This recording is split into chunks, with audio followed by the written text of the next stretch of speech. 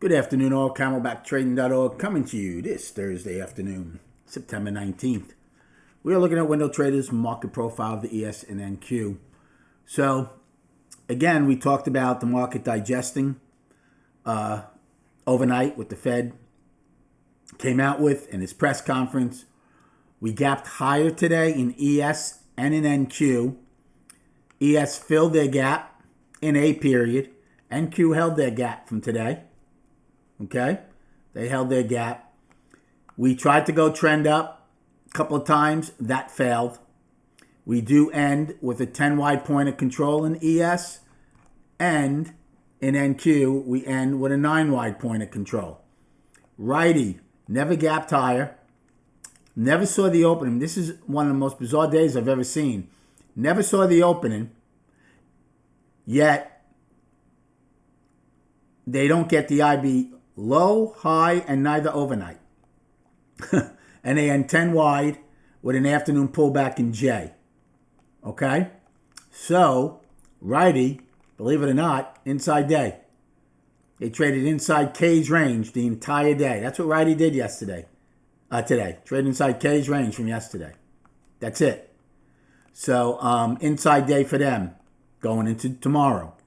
Now, tonight, SPY is ex-dividend.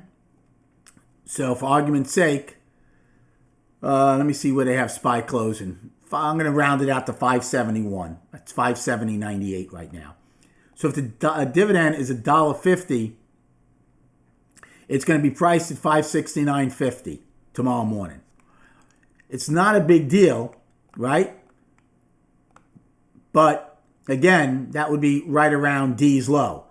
So if the market's lower tomorrow, SPY could actually open on a dividend gap, which would put the daily back to balance, right? If that was to happen.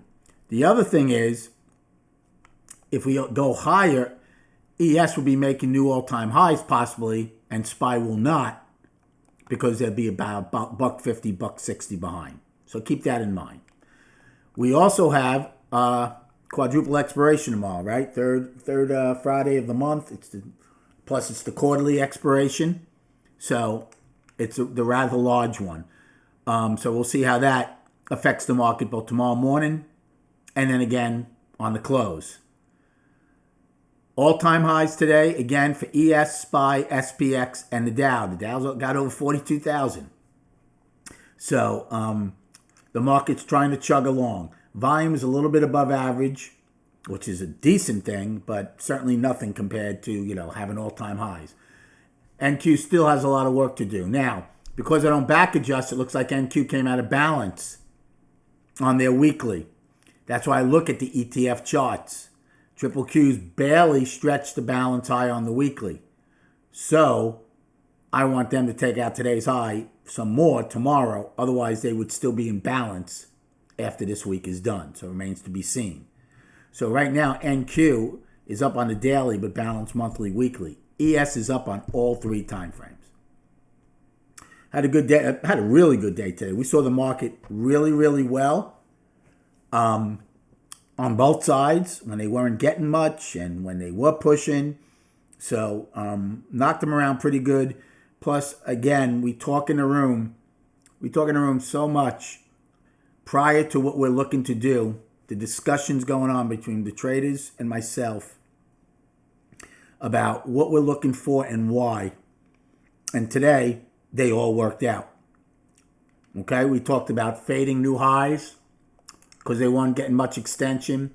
They finally did in I, but never held a single prince in J. Being patient to get an afternoon pullback that's far enough away to park to go back to it. Things of that nature. And, talking about them prior to it happening is such a huge, huge benefit that not only me, but the traders in our room provide. And the other two fellows that are on the mic when they're in here, which is another former specialist that I used to work with and another trader that's been trading for a long time and has been in my room since I opened up. So, first trade of the day is I shorted the overnight high in NQ. And I got paid on it. We didn't get it right away. So, and then they did get it. Like, actually, they did get it, but it came in right away, and I made money on it, so I did okay on that. Then I took a long in A period when it pulled back to the volume POC, the overnight volume POC, which paid nicely. So a couple of trades in A were nice. I took a long in B period against. I missed the. I'm looking to see if I missed it. I don't have it written down. I don't think I did get it. I must have missed taking out A's high. But I did play from the long side in B period. Oh, you know what? Or maybe that was on the 15-minute turnover when it finally went up. But anyway, made money in B period on the long side. C period was a really nice one. C period, I took the 5 lot to take out the IB high, and that worked very, very nice. And then I longed on ebb and flows in that. Then I switched to the short side for 3 periods, F, G, and H. Why? Because we weren't getting much. We filled the single prints that we tried to have early in B period. And then F went higher, couldn't get much, G, and H. So 3 times I shorted them. Okay? And in H period, I also took a quick short to stop the one-time framing up. Then in J period, very, very patient. Waiting for it to try to get back, to get to a level where I wanted to go back to POC. That worked out very nicely in J. And then again in L, I took a long against half back and value low, towards value low, to go back up to where the POC was. Now, they did lower POC in NQ today. And that was one of the things we talked about in the room. I'm like, I don't want to get too aggressive in L period, thinking we're going to go back to eyes low to keep the POC there. And thank goodness I didn't, because we didn't keep it there. We lowered it. So now my parameters changed, and the lower we went, the better it was for long to get back to J low. And I didn't do anything in M period. And that was it. So not only P&L wise, but more importantly, seeing the day is really what's important to me for my traders. I mean, that's why the people are in my trading room. So I take pride in that.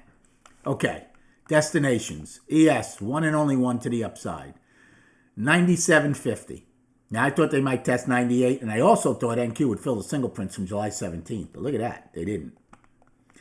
Our 10-wide POC is 78.50, and today's low is 48.25.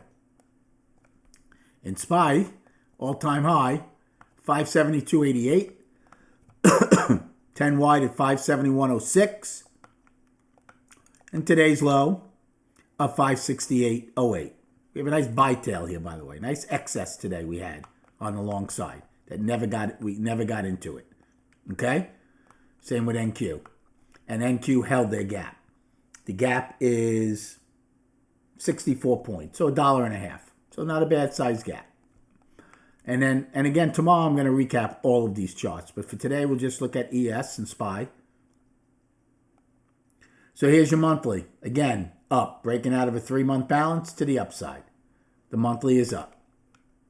The weekly is also up as we break out of balance to the upside. And the daily, after coming back into balance yesterday, right back up. Now again, oh wow, they're showing the volume at 74.5 million already. Very interesting. When we closed, it was like 63 million.